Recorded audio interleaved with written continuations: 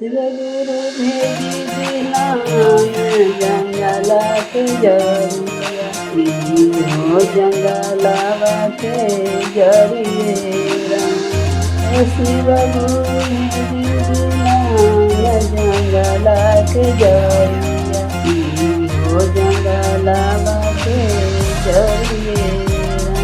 कटई के बेरिया हरिहर लागे किसरिया पियर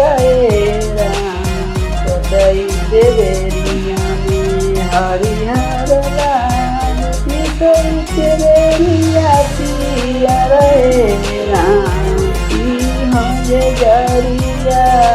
भैया के पियर को बनाए भैया हो जरिया बनिया के पियर को बनाए भैया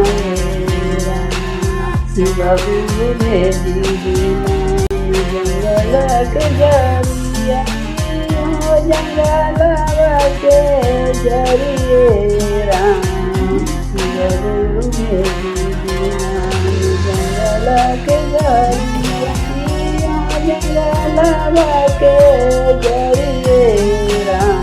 कटई के बेरिया में हरिहर लागे किसई के बेरिया पियर किसई के बेरिया पियर हो जरिया भैया के पियर भैया को बनाए गुरु बहना हो जरिया भैया के पियर भैया को बनाए गुरु भैया गुरु भेजी दिला जंगल के जरिया हो जंगलवा के जरिए कटई के बेरिया में हरिहर लागे किसई के बेरिया पियर कटई के बेरिया में हरिहर लागे किसई के बेरिया पियर जरिया भैया के पियर को बनाए बनाए जरिया पड़ोसी के पियर को बनाए गुरु बनाए जरिया पड़ोसी के पियर को बनाए गुरु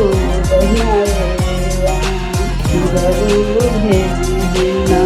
जंगल के जरिया जंगल के जरिए